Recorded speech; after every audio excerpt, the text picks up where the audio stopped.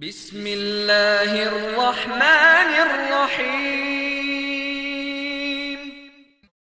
يا أيها الذين آمنوا أطيعوا الله وأطيعوا الرسول وأولي الأمر منكم فإن تنازعتم في شيء فردوه إلى الله والرسول إن كنتم تؤمنون بالله واليوم الآخر ذلك خير وأحسن تأويلا.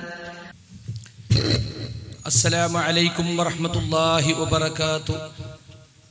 إن الحمد لله نحمده ونستعينه ونستغفره ونعوذ بالله من شرور أنفسنا ومن سيئات أعمالنا من يهده الله فلا مضل له ومن يضلل فلا هادي له وأشهد أن لا إله إلا الله وحده لا شريك له وأشهد أن محمدا عبده ورسوله. يا أيها الذين آمنوا اتقوا الله حق تقاته ولا تموتن إلا وأنتم مسلمون. أما بعد فإن خير الحديث كتاب الله وأصدق السنن سنن محمد صلى الله عليه وسلم وشر الأمور محدثاتها وكل محدثة بدعة وكل بدعة ضلالة وكل ضلالة في النار. إن أريد إلا الإصلاح ما استطعت وما توفيقي إلا بالله عليه توكلت وإليه أنيب.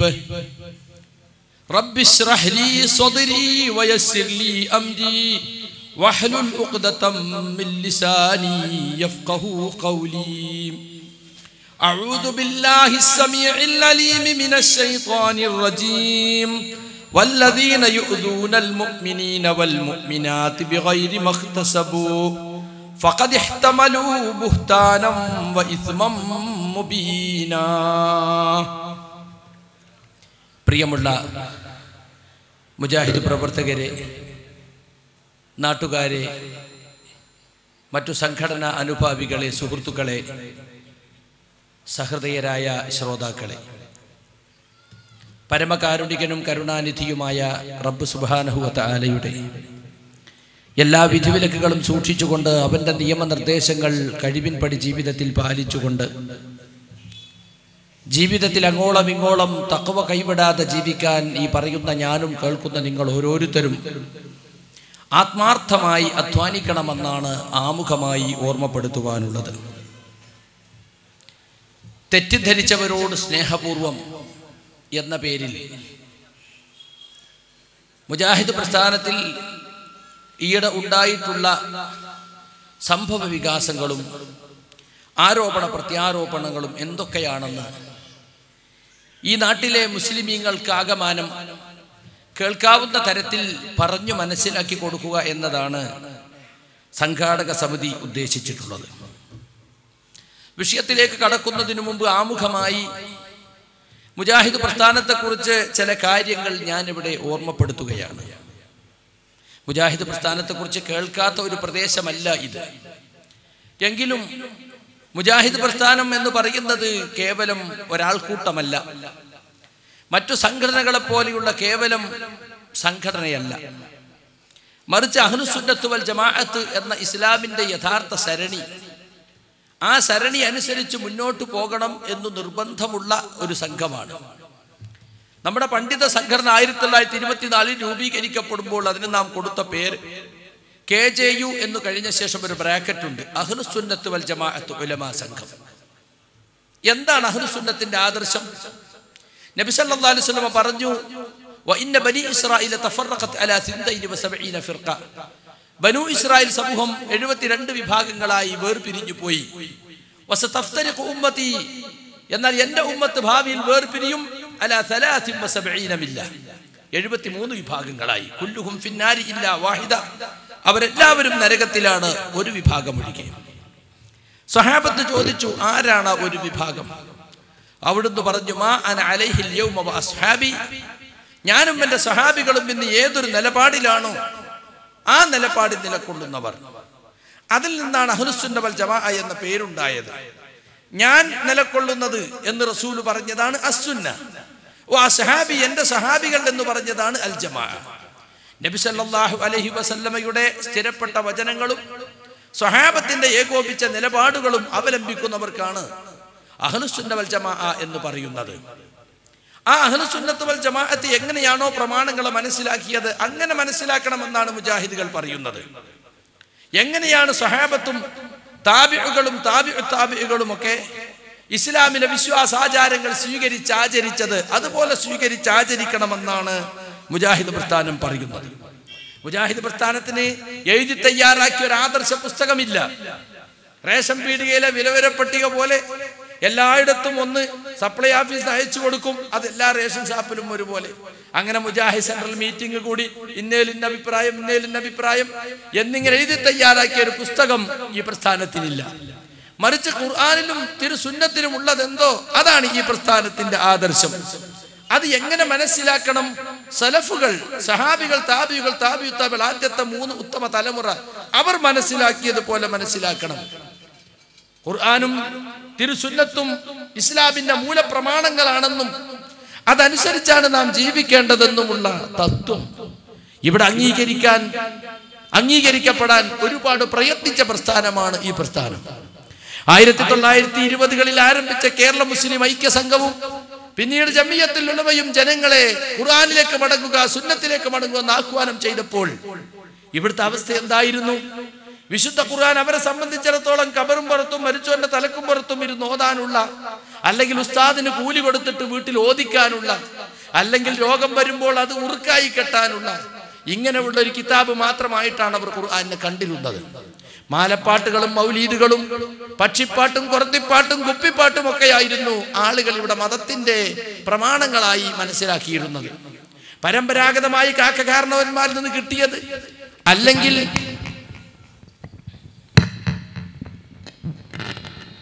പരമ്പരാഗതമായി കാക്കകാരണവന്മാരിൽ നിന്ന് കിട്ടിയത്, അല്ലെങ്കിൽ ഏതെങ്കിലും മദ്ഹബിന്റെ ആളുകൾ എന്ന് പറയുന്നവർ അവർ എഴുതി വെച്ചിട്ടുള്ള കാലകീലകൾ, ഇതൊക്കെയാണ് മതത്തിന്റെ അടിസ്ഥാനങ്ങൾ നിർണയിക്കുന്ന കിതാബുകൾ എന്നാണ് ആളുകൾ ധരിച്ചിരുന്നത്. അതൊന്നുമല്ല.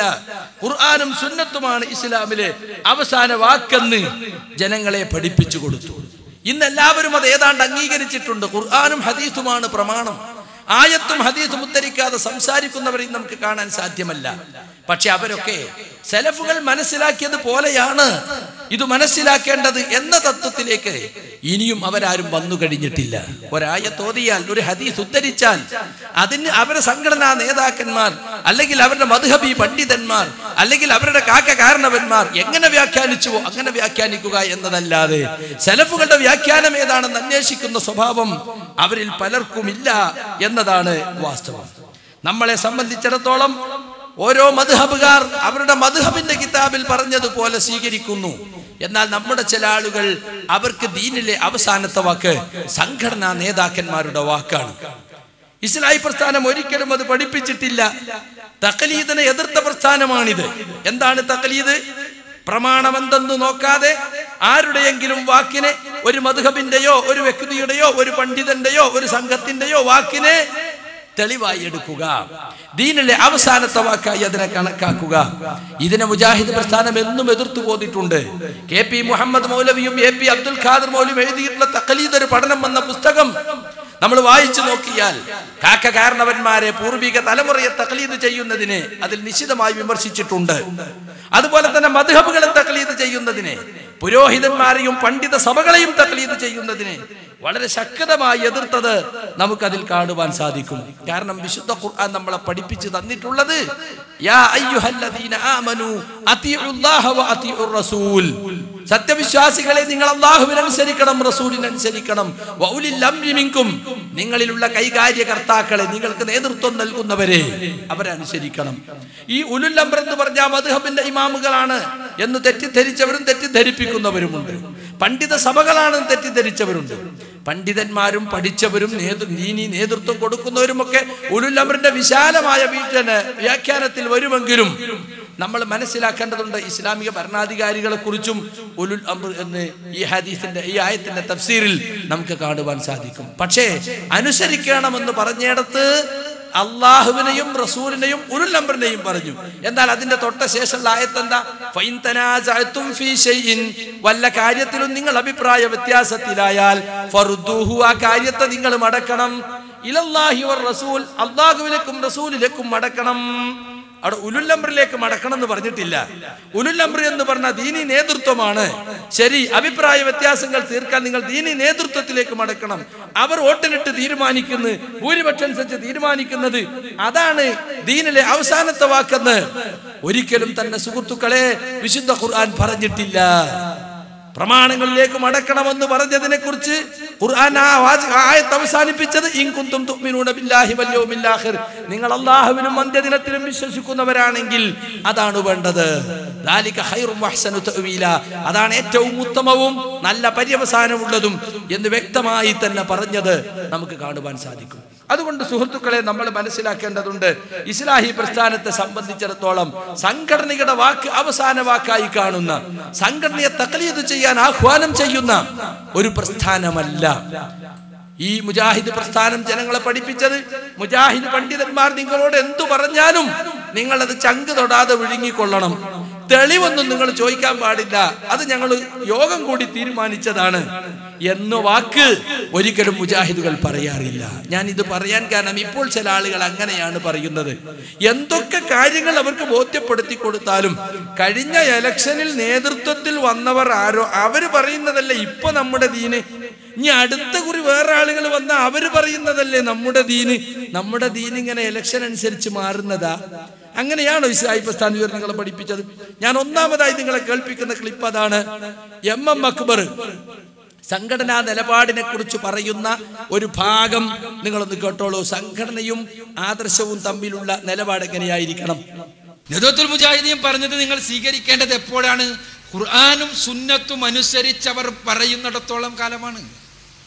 നാളെ മുജാഹിദ് സ്റ്റുഡൻസ് മൂവ്മെന്റ് നിങ്ങളോട് ഖുർആനിനും സുന്നത്തിനും എതിരെ ഒരു കാര്യം പറഞ്ഞാൽ, മുജാഹിദ് സ്റ്റുഡൻസ് മൂവ്മെന്റിനോട് നിങ്ങൾക്ക് പോകാൻ പറയുക, അവരോട് നിങ്ങളുടെ വഴിയിൽ നിന്ന് മാറിപ്പോകാൻ പറയുക, ഖുർആനും സുന്നത്തും അനുസരിച്ച് നിങ്ങൾ ജീവിക്കുക. ഇതാണ് ഞങ്ങൾക്ക് പറയാനുള്ളത്. ഏതെങ്കിലും ഒരു സംഘടനയ്ക്ക് വിധേയമായി തമ്മിൽ തർക്കിക്കാനല്ല, മറിച്ചൊരു ആദർശത്തിൽ അധിഷ്ഠിതമായി സ്വന്തം ജീവിതത്തെ നയിക്കാനും ആ ആദർശത്തിൽ അധിഷ്ഠിതമായി സ്വന്തം ജീവിതത്തെ കരുപ്പിടിപ്പിക്കുവാനുമാണ്. അതാണ് നമ്മൾ ചെയ്യേണ്ടത്. അത് ചെയ്യാത്തത് കൊണ്ടാണ് ആർക്കും പിഴവുകൾ ഉണ്ടായത്. ജമാഅത്ത് ഇസ്ലാമിക്ക് മാത്രമല്ല, ലോകത്തെ പ്രവാചകൻ സല്ലല്ലാഹു അലൈഹി വസല്ലമക്ക് ശേഷം സഹാബിമാരുടെ കാലം കഴിഞ്ഞ ശേഷം ഒരുപാട് വ്യതിയാന പ്രസ്ഥാനങ്ങൾ ഉണ്ടായിട്ടുണ്ട്. എല്ലാവർക്കും ഉണ്ടായ വ്യതിയാനങ്ങൾ ഉണ്ടായതിന്റെ അടിസ്ഥാന കാരണം ഖുർആനിനെയും സുന്നത്തിനെയും സലഫുകൾ മനസ്സിലാക്കിയതുപോലെ മനസ്സിലാക്കാൻ സന്നദ്ധമായില്ല എന്നുള്ളതാണ്. അത് നമ്മൾ മാറ്റിവെച്ച് സലഫുകൾ മനസ്സിലാക്കിയതുപോലെ മനസ്സിലാക്കുക. ചരിത്രത്തിൽ അവർക്ക് സംഭവിച്ച അപകടങ്ങൾ അവർ തന്നെ ഇന്ന് തിരിച്ചറിയുന്നു. നാം പറയുന്നത് ആ അപകടങ്ങൾക്ക് കാരണം ഖുർആനും സുന്നത്തും സലഫുകൾ മനസ്സിലാക്കിയതുപോലെ മനസ്സിലാക്കാത്തതാണ് എന്നാണ്. അത് നമ്മൾ ഉൾക്കൊള്ളുകയും നമ്മൾക്ക് അപകടം പറ്റാതിരിക്കാൻ നമ്മൾ ശ്രദ്ധിക്കുകയും ചെയ്യുക എന്നാണ് എല്ലാവരോടും നമുക്ക് ഉപദേശിക്കുക. ഇതാണ് എം അക്ബർ സാഹിബ് അദ്ദേഹത്തിന്റെ പഴയ നിലപാടായി പറയുന്നത്. അതാണ് മുജാഹിദ് പ്രസ്ഥാന നിലപാട് എന്ന് മൂപ്പര് പറയുന്നു. മൂപ്പരിപ്പ നിലപാടിന്റെ കൂടെ ഉണ്ടോ ഇല്ലേ എന്നുള്ളത് നിങ്ങൾക്ക് തന്നെ ഇപ്പൊ ഞാൻ പറയാതെ ബോധ്യപ്പെട്ടിട്ടുണ്ടാകും. സലഫ് സാലികൾ പറഞ്ഞൊന്നല്ല, സംഘടന പറഞ്ഞാ നോക്കേണ്ടത് എന്നിടത്താണ് ഇപ്പൊ മൂപ്പരുള്ളത്. തർക്കത്തിലിരിക്കുന്ന വിഷയങ്ങളെപ്പറ്റി ഇതുവരെയുള്ള സലഫി ലോകത്തെ പണ്ഡിതന്മാരെന്തു പറഞ്ഞു? ആധുനിക സലഫി പണ്ഡിതന്മാർ, അതായത് അഹ്ലുസുന്നത്തിന്റെ ആദർശം മുറുകെ പിടിക്കുന്ന, ഖിയാമം വരെ അഹ്ലുസുന്നത്ത് എന്ന് പറയുന്ന ഒരു സംഘം ഇവിടെ നിലവിലുണ്ടാകുമെന്ന് പറഞ്ഞ ആ സംഘത്തിന്റെ നിലപാടിനെ മുറുകെ പിടിക്കുന്ന പണ്ഡിതന്മാരെന്തു പറഞ്ഞു എന്നതല്ല.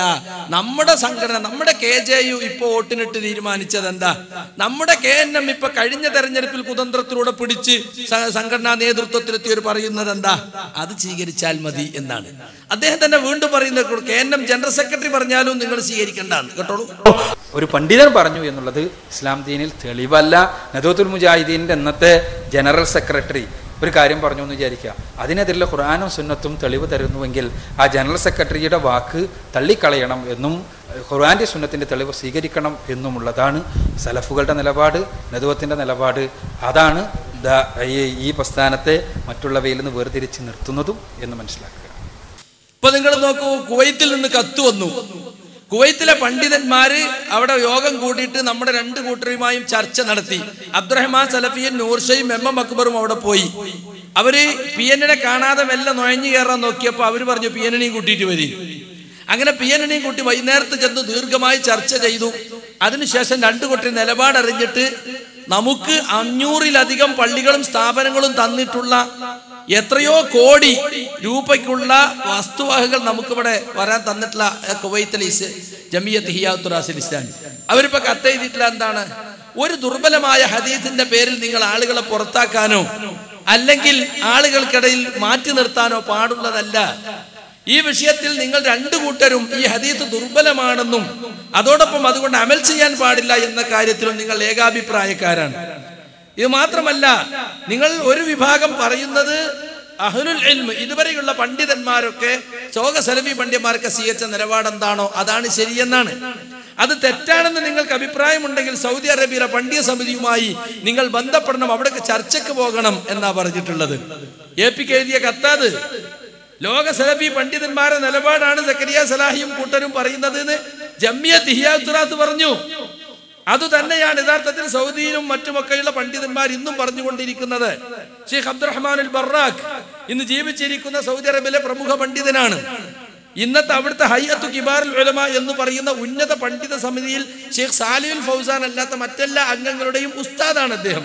സാലിഹുൽ ഫൗസാൻ അദ്ദേഹത്തിന്റെ കൂടെ പഠിച്ച ആളാ. അങ്ങനെയുള്ള ഷെയ്ഖ് ബറാഖിന്റെ ഫത്വയുണ്ട്. അപ്പൊ ഖുർആനിന്റെയും സുന്നത്തിന്റെയും അടിസ്ഥാനത്തിൽ നാം സ്വീകരിക്കേണ്ട നിലപാട് ഇന്നതാണെന്ന് അറിയപ്പെട്ട പണ്ഡിതന്മാരും പണ്ഡിത സമിതികളും പറഞ്ഞിട്ടും നമ്മൾ എന്താണ് ഞങ്ങളില്ല. ജമിയത്ത് ഹിയാത്തുൽ കത്തിന് മറുപടി കൊടുത്തു, ഞങ്ങൾ സമ്മേളനം കഴിഞ്ഞിട്ട് മറുപടി തരാം. ഇവര് പറയുന്നത് ശിർക്കിൻ നിലപാടിലാണ് ഞങ്ങളൊക്കെ എന്നാണ്. ആ നിലപാടാണ് ശരിയെന്നാ ജമിയത്ത് ഹിയാത്തുൽ പറയുന്നത്. അപ്പൊ അതിന്റെ അർത്ഥം എന്താ? ഈ ഹിയാത്തുൽ ശിർക്ക് പ്രചരിപ്പിക്കുന്ന സംഘമാണ് എങ്കിൽ പിന്നെ എന്തിനു സമ്മേളനം കഴിയാൻ കാത്തു നിൽക്കണം? പച്ച ശിർക്കാ നിങ്ങൾ എഴുതിയിരിക്കുന്നത്, അതുകൊണ്ട് ഇത് ശിർക്കാണ് എന്നാണ് മറുപടി ആക്കണ്ടേ? ഈ പാവപ്പെട്ട മുജാഹിദ് പ്രവർത്തകരെ പുറത്താക്കാൻ വേണ്ടി ലെറ്റർ പാഡും സീലും ഉപയോഗിക്കുന്നവർക്ക് എന്തുകൊണ്ട് ജമിയത്ത് ഹിയാത്തുൽ കത്തയക്കാൻ സാധിക്കുന്നില്ല? ധൈര്യം വരുന്നില്ല. അപ്പൊ സംഘടനയുടെ നിലപാടതാണ്.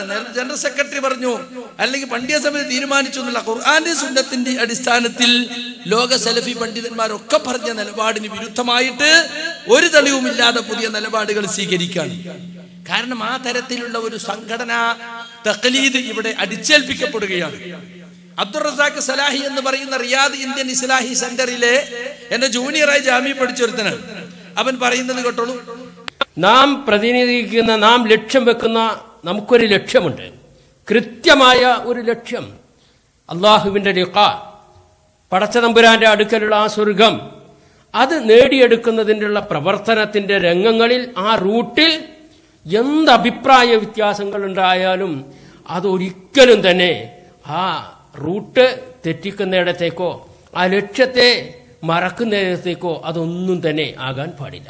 ഏത് പ്രശ്നങ്ങളുണ്ടായിരുന്നാലും നമ്മൾക്ക് നേതൃത്വം നൽകുന്ന, നമുക്ക് മാർഗനിർദ്ദേശം നൽകുന്ന പണ്ഡിതന്മാർ ആ വിഷയത്തെക്കുറിച്ച് എന്ത് പറഞ്ഞോ അത് അക്ഷരാർത്ഥത്തിൽ നമ്മൾ സ്വീകരിക്കുക.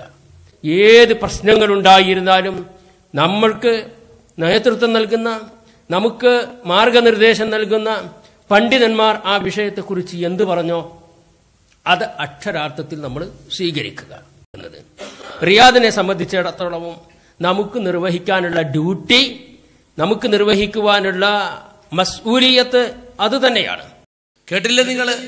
നമുക്ക് നേതൃത്വം നൽകുന്ന പണ്ഡിതന്മാർ എന്ത് പറഞ്ഞു അത് അക്ഷരാർത്ഥത്തിൽ മുണുങ്ങിക്കൊള്ളണം. അതാണ് റിയാദ് ഇന്ത്യൻ ഇസ്ലാഹി സെന്ററിന്റെ നിലപാട് എന്ന് പച്ചക്ക് പറയാണ്. എന്നിട്ട് അത്തിയുള്ളാഹു അത്തിയുർ റസൂല ഓതുന്നുണ്ട് അയാൾ. ഉലിൽ അംരി മിൻകും ഫൈൻ തനാസഅതു ആദ്യം ഓതുക, എന്നിട്ട് അത്തിയുള്ളാഹു അത്തിയുർ റസൂല ഇങ്ങോട്ട് ഓതുക. ഇങ്ങനെയൊക്കെ സുഹൃത്തുക്കളെ സംഘടനാ തഖ്ലീദിലേക്ക് നയിച്ചു കൊണ്ടിരിക്കുന്ന ഒരാൾ. നമ്മുടെ നല്ലൻ നാസർ പ്രസംഗിച്ചത് ഖുർആനാകുന്ന ഉത്ബോധന ഗ്രന്ഥത്തെ ഇറക്കി നാം അതിനെ സംരക്ഷിക്കുന്ന അതിന്റെ ശരിയായ അർത്ഥം. ഇയാൾ പറഞ്ഞു ഈ സംഘടനയെ അള്ളാഹു സംരക്ഷിക്കുന്നു, ഖുർആൻ തന്നെ പറഞ്ഞിട്ടുണ്ട് എന്നിട്ടാവായ തോന്നി. സംഘടനാ ഭക്തി കിട്ട് കൂടിയിട്ട് സംഘടനയെ പുകഴ്ത്താനും പ്രശംസിക്കാനും നേതാക്കന്മാരെ ചാരി നിൽക്കാനും എത്രത്തോളം താഴാൻ കഴിയോ അതാണ്. കുനിഞ്ഞു നിൽക്കാൻ പറഞ്ഞ അതിനൊക്കെ തല താത്താൻ പറഞ്ഞാൽ കുനിഞ്ഞു നിന്നു കൊടുക്കുന്ന അവസ്ഥയിലേക്ക് ചില ആളുകൾ ഇപ്പോൾ മാറിക്കഴിഞ്ഞിരിക്കുകയാണ്. മുജാഹിദ് പ്രസ്ഥാനത്തിന് പരിചയമില്ലാത്ത ശൈലിയാണിത്. മുജാഹിദ് പ്രസ്ഥാനത്തിൽ പൗരോഹിത്യമില്ല. ഇപ്പൊ ചില ആളുകൾ ചോദിക്കുക, സക്കരിയ സലാഹിയെ പുറത്താക്കിയത് നമ്മളൊന്നല്ലല്ലോ, AP-യും TP-യും MMദിനെയൊക്കെ അടങ്ങുന്ന വലിയ പണ്ഡിതന്മാരുടെ ബോഡിയല്ലേ, അവർക്കൊക്കെ തെറ്റുപറ്റി നമുക്ക് പറയാൻ പറ്റുമോ? അപ്പൊ കേരള ജംഇയ്യത്തുമ്മ തെറ്റുപറ്റാത്ത മഅസൂമീങ്ങളുടെ സംഘടനയാണ് എന്നിടത്താ ഇപ്പൊ നമ്മളുള്ളത്. ഇതന്നല്ല ജൂതന്മാർക്കും ക്രിസ്ത്യാനികൾക്കും പറ്റിയത്. ഇതന്നല്ല ഇവിടുത്തെ സമസ്തക്കാർക്ക് സംഭവിച്ചുകൊണ്ടിരിക്കുന്നത്. സമസ്തക്കാർ പറയുന്നത് സമസ്തകല ജംഇയ്യത്തുലുമ എന്ന മഹാപണ്ഡിത സംഘടന തെറ്റുപറ്റിയെന്ന് ഞങ്ങൾ വഹാബികൾ പറയുന്നത്. ബഹുമാന്യനായ EK, ബഹുമാന്യനായ കണ്ണിയത്ത്, അവർക്കൊക്കെ തെറ്റുപറ്റുന്നല്ലേ നിങ്ങൾ വഹാബികൾ പറയുന്നത് എന്നാ സമസ്തക്കാർ ചോദിക്കുന്നത്. EK നമ്മളെ നരകത്ത് കൊണ്ടുപോകോ? കണ്ണിയത്ത് നമ്മളെ നരകത്ത് കൊണ്ടുപോകോ? ഓലൊക്കെ നരകത്തിലാണ്. ഈ പൊയ്ക്കോട്ട നരകത്തേക്ക് ഞങ്ങളും എന്നേടത്തേക്ക് ഖുറാഫികൾ എത്തിയത് ഈ തഖ്ലീദ് മനസ്ഥിതി കൊണ്ടാണ്. ഇപ്പൊ നമ്മളതാ പറയുന്നത്, AP നരകത്തിലാണ് ഞാനും നരകത്തിലായിക്കോട്ടെ, TP നരകത്തിലാണെങ്കിൽ ഞാനും നരകത്തിലായിക്കോട്ടെ. AP TP ഒക്കെ അല്ലേ പുറത്താക്കിയത്, വെറുതെ പുറത്താക്കൂല്ലോ. എന്നാലും നിങ്ങൾക്കൊന്ന് ചോദിച്ചുകൂടായിരുന്നോ?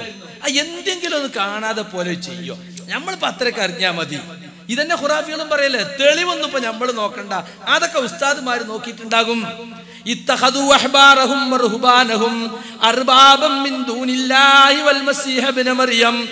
പണ്ഡിതന്മാരെയും പുരോഹിതന്മാരെയും അതാ ജൂതന്മാര് അള്ളാഹ്ക്ക് പുറമെയുള്ള റബ്ബുകളാക്കി വെച്ചു. അതുപോലെ ഈസ ഇബ്നു മറിയമിനെയും എന്താ അവർ റബ്ബുകളാക്കിയത്? അദീ ഇബ്നു ഹാത്തിം എന്ന് പറയുന്ന സഹാബി, അന്ന് അദ്ദേഹം മുസ്ലിം ആയിട്ടില്ല, കുരിശുമാല ധരിച്ചുകൊണ്ട് ക്രിസ്ത്യാനിയായിക്കൊണ്ട് റസൂലുള്ളാഹിന്റെ സദസ്സിൽ വരികയാണ്. മുഹമ്മദേ, ഞങ്ങൾ അവരാരാധിച്ചിട്ടില്ലല്ലോ. അപ്പൊ റസൂലുള്ള തിരിച്ചതിനോട് ചോദിക്കാണ്, അല്ലാഹ് ഹലാലാക്കിയതിനെ പണ്ഡിതന്മാര് ഹറാമാക്കിയാൽ നിങ്ങളത് സ്വീകരിക്കാറില്ലേ?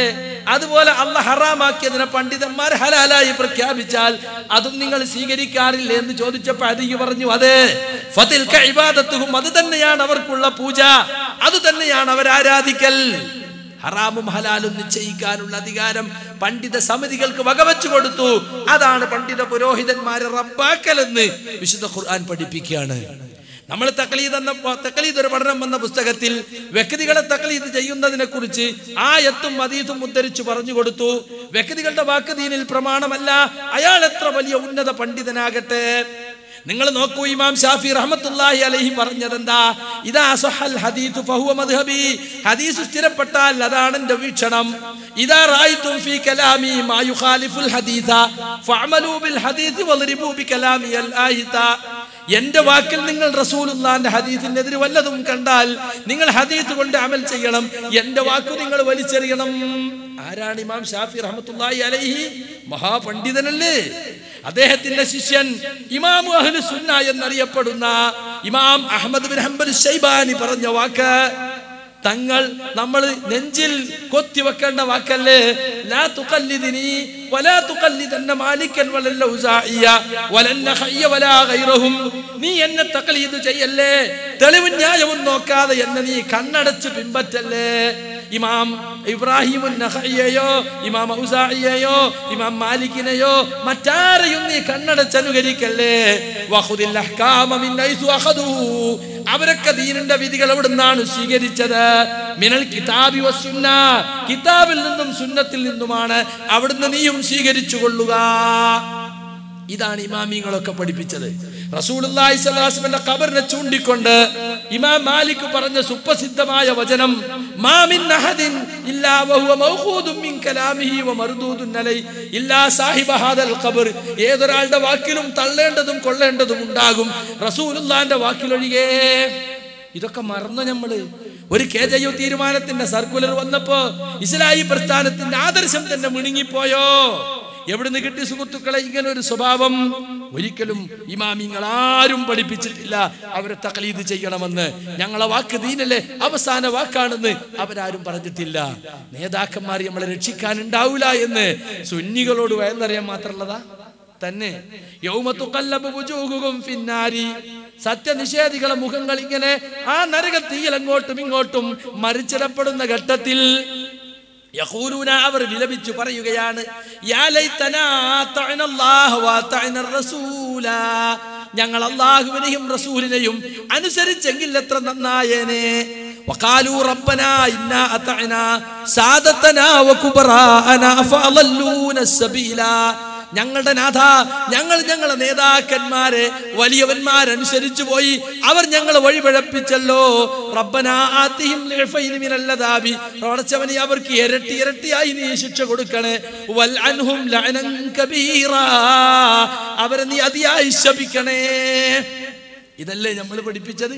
പിൻപറ്റപ്പെട്ട നേതാക്കന്മാർ പിൻപറ്റിയ അനുയായികളിൽ നിന്നും പരലോകത്തൊഴിഞ്ഞു മാറുമെന്നും ശിക്ഷ നേരിൽ കാണുമ്പോൾ ഞാൻ നിങ്ങളേറ്റൊരു ബന്ധമല്ല എന്ന് പറഞ്ഞ് അവിടുന്ന് കൈ കഴുകുമെന്നും പടച്ചോനെ ഒന്നുകൂടി ദുനിയാവിലേക്ക് മടക്കി തന്നാൽ ഇന്നിവർ ഞങ്ങളെ കൈയൊഴിഞ്ഞ പോലെ ഞങ്ങൾ അവരെ കൈയൊഴിയുമെന്ന് പറയുമെന്ന രംഗം ഈ ആയത്തൊക്കെയല്ലേ തഖ്ലീദ് ഒരു പണ്ഡം വന്ന പുസ്തകത്തിലൂടെ ആദ്യകാല മുജാഹിദുകൾ നെഞ്ചേറ്റിയത്. ഈ മാമൂലുകൾക്കെതിരിൽ, ഈ നാട്ടുനടപ്പുകൾക്കെതിരിൽ, പരമ്പരാഗതമായി നിലനിന്നിരുന്ന അന്ധവിശ്വാസ അനാചാരങ്ങൾക്കെതിരിൽ മുസ്ലിം ഉമ്മത്തിനെ ഉണർത്തിക്കൊണ്ടുവന്നത്, ഈ പ്രമാണങ്ങളിലേക്ക് തിരിച്ചു കൊണ്ടുപോയത് നമ്മളല്ലേ. നമ്മൾ വീണ്ടും തഖ്ലീദിലേക്ക് പോകുക, വീണ്ടും ഖുറാഫിസത്തിലേക്ക് പോകുക. സക്കരിയ സലാഹിയുടെ പ്രസംഗവുമായി സഹകരിക്കാൻ പാടില്ല. എന്തൊക്കെ സഹകരിക്കാതിരിക്കല്? സക്കരിയ സലാഹിയുടെ പ്രസംഗത്തിന് പിരിവ് കൊടുക്കാൻ പാടില്ല. സക്കരിയ സലാഹിയുടെ പ്രസംഗം വെക്കുന്നിടത്ത് പോയി ഇരിക്കാൻ പാടില്ല. സദസ്സിൽ പങ്കെടുക്കുന്നവരെ ലിസ്റ്റ് KNM അയച്ചു കൊടുക്കണം. ഇപ്പൊ പല ആളും പ്രസംഗം കേൾക്കാൻ തന്നെ വരുന്നില്ല. നീ കാസറ്റ് ഒന്ന് കേട്ട് നോക്കി എന്ന് പറഞ്ഞാൽ ഞമ്മക്കൊന്നും കേൾക്കണ്ട, ഞമ്മക്കെല്ലാം മനസ്സിലായി, ഞമ്മക്ക് APNDP പറഞ്ഞാൽ അത് മതി, വേറെ ഒന്നും കേൾക്കണ്ട. തനിച്ച ഖുറാഫി ശൈലിയല്ല ഇത്. കേൾക്കാൻ പാടില്ല, വായിക്കാൻ പാടില്ല, ഒരു പ്രസിദ്ധീകരണം തൊടാൻ പാടില്ല. തനിച്ച ഖുറാഫി ശൈലിയിലേക്ക് നമ്മുടെ ആളുകൾ മാറിക്കഴിഞ്ഞിരിക്കുകയാണ്. എവിടുന്ന് വന്നു ഇത് എന്നാണ് നാം പഠിക്കേണ്ടത്. വലിയ അപകടത്തിലേക്കാണ് സുഹൃത്തുക്കളെ ഇത് പോകുന്നത്. ഈ പ്രസ്ഥാനം സുഹൃത്തുക്കളെ എന്തൊക്കെ ആക്ഷേപങ്ങൾ കേട്ടു. പ്രമാണത്തിലേക്ക് തിരിച്ചു വിളിച്ചപ്പോൾ നമ്മൾ കേട്ട ആക്ഷേപങ്ങൾ, നിങ്ങൾ പൂർവിക തലമുറയെയും പാരമ്പര്യത്തെയും തള്ളിപ്പറയുന്ന പുത്തനാശയക്കാരാണ്, പൂർവിക തലമുറക്കില്ലാത്ത പുതിയ പുതിയ വാദങ്ങൾ കൊണ്ടുവരുന്ന പുത്തൻവാദികളാകുന്നു നിങ്ങൾ. ഇമാമിങ്ങളെ നിങ്ങൾ തള്ളിപ്പറയുകയാണ് ചെയ്യുന്നത്. ഇമാമിങ്ങളെ നിങ്ങൾ ഇകഴ്ത്തുകയാണ് ചെയ്യുന്നത്. ഇമാമിങ്ങൾക്ക് കിട്ടാത്ത ഹദീസ് നിങ്ങൾക്ക് കിട്ടി എന്ന് പറഞ്ഞ് ഇമാമിങ്ങളെ കൊച്ചാക്കുകയാണ് നിങ്ങൾ ചെയ്യുന്നത് എന്നൊക്കെ പറഞ്ഞു. നമ്മൾ പറഞ്ഞു ഇല്ല, പ്രമാണങ്ങളിലുള്ളത് സ്വീകരിക്കുക എന്നാണ് ഇമാമിങ്ങളും പറഞ്ഞിട്ടുള്ളത്. അതാണ് പൂർവിക തലമുറയും പറഞ്ഞിട്ടുള്ളത്. ഒരാളും മഅസൂമല്ല, മഅസൂം റസൂൽ മാത്രം എന്ന് പറഞ്ഞ് ആവർത്തിച്ചാവർത്തിച്ച് പ്രമാണം ഇതാണെന്ന് നമ്മൾ പഠിപ്പിച്ചു. അപ്പൊ പിന്നെ മുസ്ലിയാക്കന്മാരെന്തായി? ഖുർആനും ആയത്തും ഹദീസും ഓതിയിട്ട് ദുർവ്യാഖ്യാനിക്കാൻ തുടങ്ങി. കാരണം പ്രമാണം ഇതാണെന്ന് സാധാരണക്കാരൻ പേര് അംഗീകരിച്ചു. ആയത്തുണ്ട് ഉസ്താദേ, ഹദീസുണ്ട് ഉസ്താദേ എന്ന് ആളുകൾ ചോദിക്കാൻ തുടങ്ങി. അങ്ങനെ സുഹൃത്തുക്കളെ ബഹിഷ്കരണങ്ങൾ ഏറ്റുവാങ്ങി, കല്ലേറുകൾ ഏറ്റുവാങ്ങി, കുടുംബ ബന്ധങ്ങൾ വരെ ഒഴിവാക്കി, സുഹൃത്തുക്കൾ ഒഴിവാക്കി. ഈ ആദർശത്തിന് വേണ്ടി ഈ പ്രമാണങ്ങളെ പിന്നിൽ നിന്നവരാണ് നമ്മൾ ഓരോരുത്തരും. അപ്പോഴൊക്കെ നമുക്ക് ആശ്വാസം നൽകിയ ചില പ്രവാചക ചരിത്രങ്ങളുണ്ട്. ഇബ്രാഹിം നബി അലൈഹി സ്വലാത്തു വസ്സലാം, എന്റെ പൊന്നു പിതാവേ, നിങ്ങൾ എന്തിനാണ് ഈ കാണുകയും കേൾക്കുകയും ചെയ്യാത്തതിനെ ആരാധിക്കുന്നതെന്ന് ചോദിച്ച് വാപ്പാനെ വളരെ സ്നേഹത്തോടെ ഉപദേശിച്ചിട്ടും ലഇല്ലം തന്തഹിൽ അർജുമന്നക വഹ്ജുർനി മലിയ, എന്റെ ദൈവങ്ങളെ കുറ്റം പറയുന്നത് നീ നിർത്തിയില്ലെങ്കിൽ നീ എന്നെ വിട്ടു പോകണം, ഇറങ്ങി പോടാ ഇവിടുന്ന് എന്ന് പറഞ്ഞ് ആട്ടിവിട്ടു. അല്ലേ? ഇബ്രാഹിം, എന്റെ ദൈവങ്ങളെ നീ വെറുക്കുകയാണോ, പോടാ ഇവിടുന്ന് ഇറക്കി വിട്ടു. ആ ചരിത്രം നമുക്ക് മനസ്സിന് കുളിരേയുകയാണ്. സ്വന്തം മകൻ നൂഹ് നബിയുടെ മകൻ, മോനെ ഈ കപ്പൽ കേറിക്കോ എന്ന് പറഞ്ഞപ്പോ കേറിയില്ല. അല്ലേ? പടച്ചവനെ അതെന്റെ മകനാണല്ലോ, വെള്ളത്തിൽ മുങ്ങിച്ചാകുമല്ലോ. നൂഹേ, ആവശ്യമില്ലാത്തത് സംസാരിക്കരുത്. അവൻ നിന്റെ മകനാണെങ്കിൽ എന്റെ കപ്പൽ കയറൂലേ? ആദർശപുത്രനല്ല അവൻ. അല്ലേ?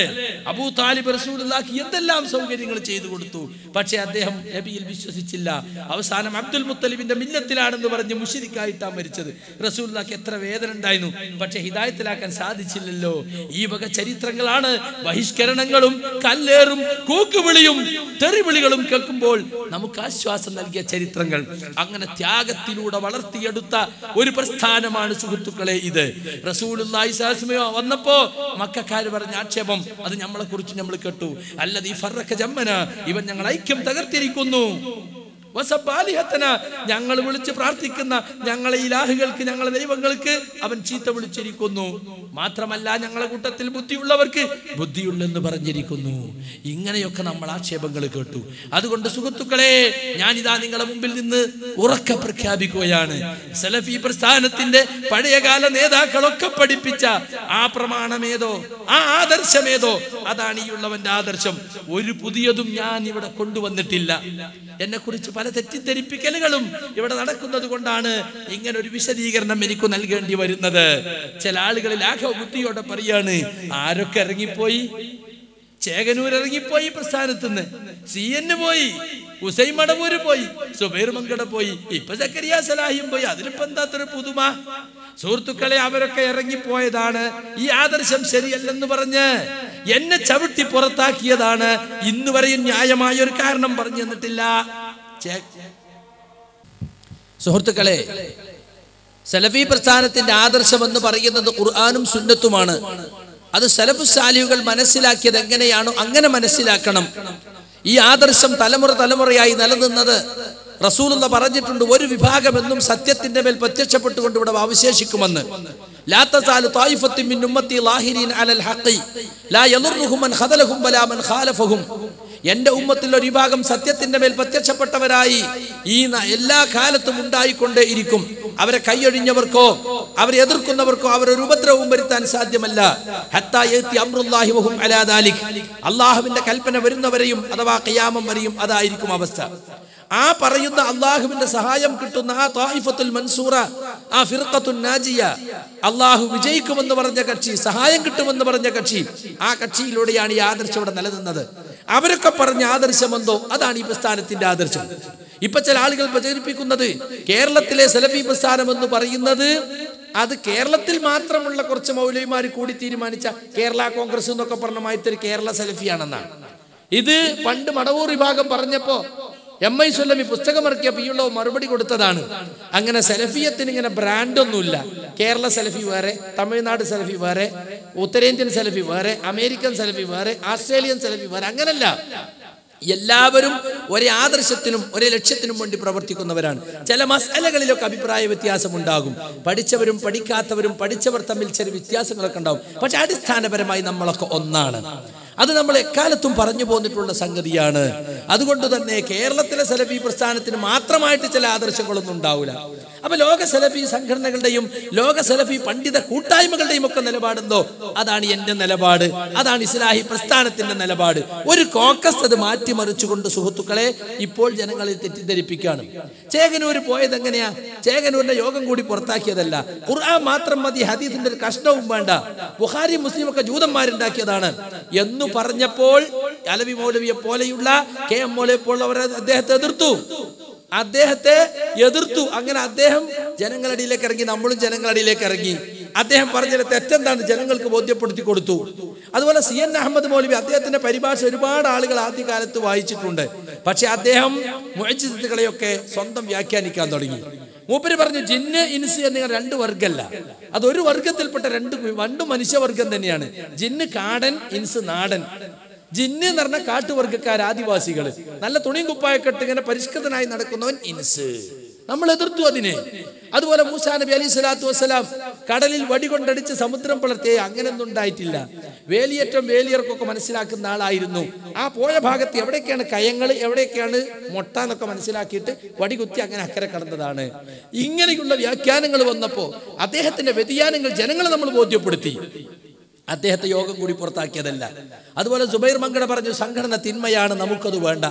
പുസ്തകം ഇറക്കിയിട്ട് അദ്ദേഹം പുറത്തു പോയതാണ്, യോഗം കൂടി പുറത്താക്കിയതല്ല. ഹുസൈൻ മടവൂരിനെ നമ്മൾ പുറത്താക്കിയതല്ല. നമ്മൾ എന്താ ചെയ്തിട്ടുള്ളൂ? ജമിയത്തിലുള്ള മികച്ച തീരുമാനമുണ്ടായി. അന്നത്തെ പ്രശ്നം നിങ്ങൾ മനസ്സിലാക്കണം. അവർക്ക് ആദർശ വ്യതിയാനമുണ്ടെന്ന് ഞങ്ങൾ സംഘടനയെ കാത്തു നിൽക്കാതെ മുജാഹിദുകളെ വിളിച്ചുകൂട്ടി പല വേദികളിലും പറയാൻ തുടങ്ങിയപ്പോ KNM-ഉം KJ-യും മധ്യസ്ഥ റോളിൽ നിന്നും ഒരു കമ്മിറ്റി ഉണ്ടാക്കി. എന്നിട്ട് പറഞ്ഞു നിങ്ങൾക്ക് പറയാനുള്ളത് നിങ്ങൾ എഴുതിക്കൊണ്ട, വ്യതിയാനം ഉണ്ട് എന്ന് പറഞ്ഞവർ ഇല്ല എന്ന് പറഞ്ഞാൽ അവരും എഴുതി തരട്ടെ. ഞങ്ങൾ രണ്ടു കൂട്ടരും പ്രബന്ധം എഴുതി. ഞങ്ങളെ പ്രബന്ധം ഞങ്ങൾ വായിച്ചു, അവരെ പ്രബന്ധം അവരും സമിതിക്ക് മുമ്പിൽ വായിച്ചു കേൾപ്പിച്ചു. എന്നിട്ട് അവരുടെ പ്രബന്ധം ഞങ്ങൾക്കും തന്നു, ഞങ്ങളുടെ അവർക്കും കൊടുത്തു. അടുത്ത സിറ്റിങ്ങിൽ അവർക്ക് നമ്മൾ മറുപടി, നമുക്ക് അവർ മറുപടി, അങ്ങനെ 4 പ്രബന്ധം. അത് കഴിഞ്ഞ് ജമിയത്തിന്റെ എക്സിക്യൂട്ടീവിന്റെ മുമ്പിൽ ഞങ്ങൾ സംവാദം നടത്തി. അങ്ങനെ ജമിയത്ത് അതും കേട്ടതിനു ശേഷം 18 തീരുമാനങ്ങൾ എടുത്തു.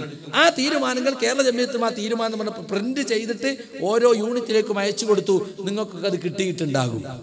ആ തീരുമാനം വന്ന് യോജിച്ചു പോകാൻ നിൽക്കുമ്പോൾ ആ 18 തീരുമാനങ്ങളെ ചോദ്യം ചെയ്തുകൊണ്ടൊരു പുസ്തകം, അഡ്രസ് ഇല്ലാത്ത പുസ്തകം. അപ്പൊ ആ പുസ്തകം ആരിറക്കി? ഈ ഐക്യം പരാജയപ്പെടുത്താൻ തുരങ്കം വെക്കാൻ പണിയെടുത്തവൻ ആര്? അന്ന് അന്വേഷണം നടത്തി, അന്ന് കണ്ടെത്തി. അന്നത്തെ ISMന്റെ സംസ്ഥാന എക്സിക്യൂട്ടീവാണ് ഈ പുസ്തകം വിതരണം ചെയ്തതും അതിന് പിന്നിൽ പ്രവർത്തിച്ചതും. അതുകൊണ്ട് ആ 35 ആളെ തൽക്കാലം സസ്പെൻഡ് ചെയ്തു. അവർ തെറ്റ് തിരുത്തിയാൽ തിരിച്ചു വരാമെന്നും പറഞ്ഞു. പക്ഷേ അത് പിറ്റേ ദിവസം ഹുസൈൻ മടവൂര് പറയാണ് ഭൂരിപക്ഷം എൻ്റെ കൂടെ. പിന്നെ മൂപ്പരോട് മൂപ്പുറപ്പ് ആളുണ്ടോന്ന് ചോദിച്ചത്. അപ്പൊ മൂപ്പര് വളരാൻ കാത്തു നിൽക്കുകയായിരുന്നു. പിന്നെ കേട്ടു ISM ഞങ്ങൾ സ്വതന്ത്രമായി രജിസ്റ്റർ ചെയ്തിരിക്കുന്നു. KNM പകരം ഞങ്ങൾ NMK എന്ന് പൂളപ്പൊയിൽ വേറൊന്നുണ്ടാക്കി വെച്ചിട്ടുണ്ട്. മർക്കസ് ആർക്കും തൊടാൻ കഴിയില്ല, അത് ഞങ്ങളതാണ്. ശബാബ് ഞങ്ങളതാണ്, പുടവ ഞങ്ങൾ. അപ്പൊ ഇവര് ഒരു പിളർപ്പ് കാത്തു നിൽക്കുകയാണ്. ഒരു ചാൻസ് ഇട്ട് ഒറ്റ ചാട്ട. മനസ്സിലായില്ലേ? അതുപോലെ അവര് പുറത്തു പോയതാണ്, നമ്മൾ പുറത്താക്കേണ്ടി വന്നിട്ടില്ല. എന്ന എൻ്റെ കാര്യത്തിൽ എന്താ ഉണ്ടായത് സുഹൃത്തുക്കളെ? ഞാൻ ഗൾഫിലുള്ള സമയത്ത് പുളിക്കൽ ഞാൻ നടത്തിയ 42 മിനിറ്റ് പ്രസംഗത്തിന്റെ പേരിൽ എനിക്ക് ഷോക്കോസ് നോട്ടീസ്. ഞാൻ വീട്ടിൽ വന്നിട്ട് തന്നാ പോരെ, പെണ്ണുങ്ങൾ മാത്രമല്ല വീട്ടിലേക്ക് CD ടവർന്ന് ഇവരാളെ അയച്ചിരിക്കുക. ഒരു ദൂതനെ വിട്ട് ഒരു വാറണ്ട് നടത്തുന്ന മാതിരി. എന്തായിരുന്നത്? പ്രബോധന മര്യാദകൾക്കും പ്രഖ്യാപിത ആദർശങ്ങൾക്കും വിരുദ്ധമായി പ്രസംഗിച്ചു. ഇന്ന് വരെ ഏത് ആദർശത്തിൽ എന്ത് പ്രസംഗിച്ചു എന്ന് പറഞ്ഞു തന്നിട്ടില്ല. നിങ്ങളിപ്പോ ഫോൺ ചെയ്താണ് APക്ക് അല്ലെങ്കിൽ TPക്ക് ഏത് ആദർശത്തിൽ അയാൾ എന്താണ് അവിടെ പറഞ്ഞത് ഒന്ന് പറഞ്ഞു തരാൻ പറ്റുമോ? പറഞ്ഞു തരാൻ അവർക്ക് ഇതുവരെയും പറ്റിയിട്ടില്ല.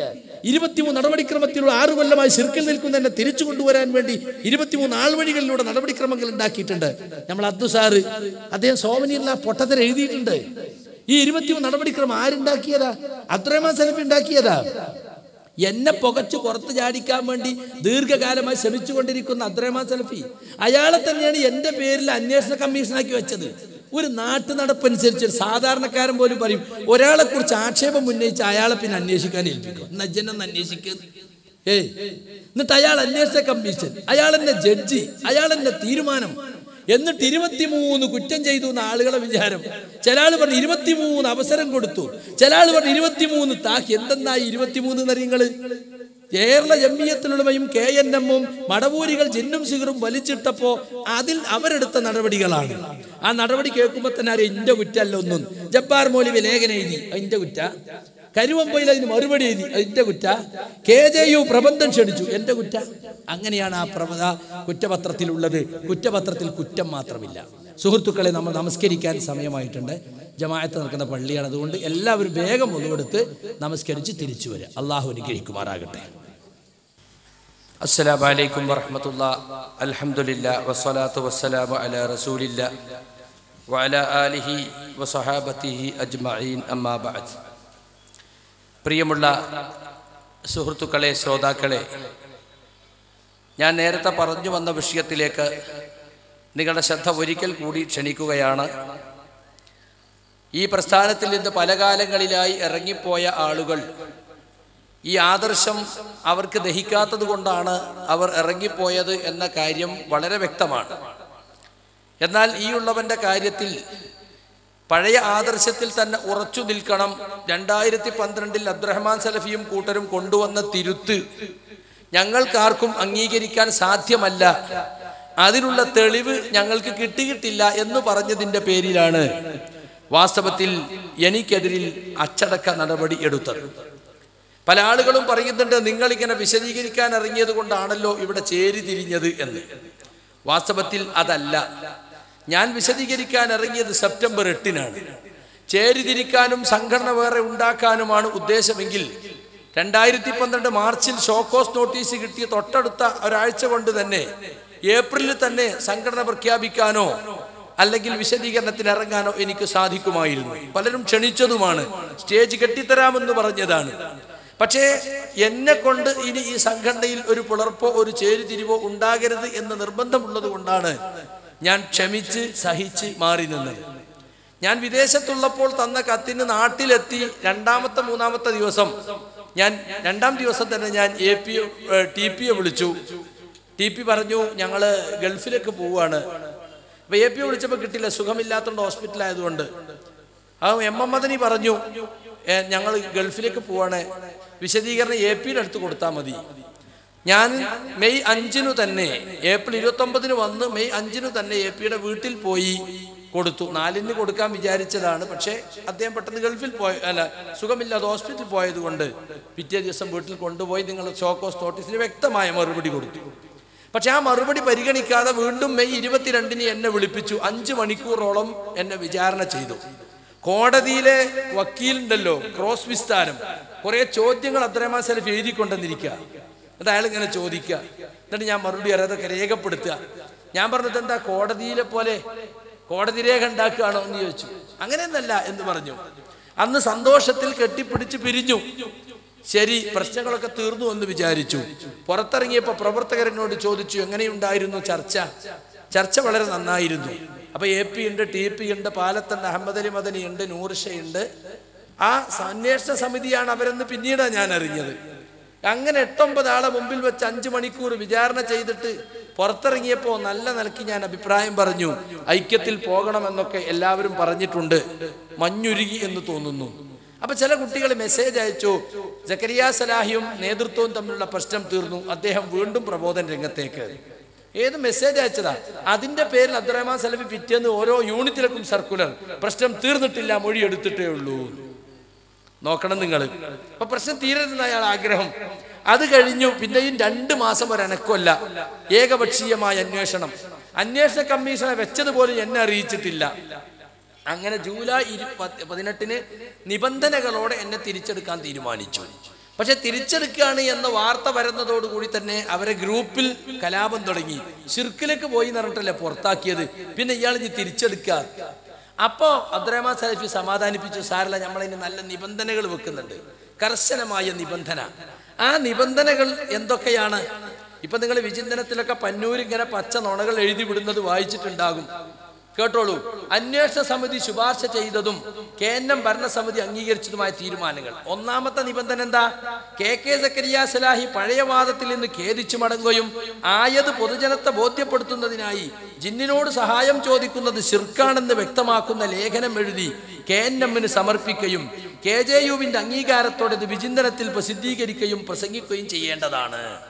അപ്പൊ പഴയ വാദത്തിന് ഖേദിച്ച് മടങ്ങിയിട്ട് ജിന്നിനോട് സഹായം ചോദിക്കുന്നത് ശിർക്കാണെന്ന് വ്യക്തമാക്കുന്ന പുതിയ ലേഖനം എഴുതണം. അപ്പൊ അതിന്റെ അർത്ഥം എന്താ? പഴയ വാദം ജിന്നിനോട് സഹായം ചോദിക്ക, അത് ശിർക്കൊന്നല്ല എന്നാണ്. അങ്ങനെ ഒരു വാദം എനിക്കുണ്ടോ? ഇല്ല. ജിന്നിനോട്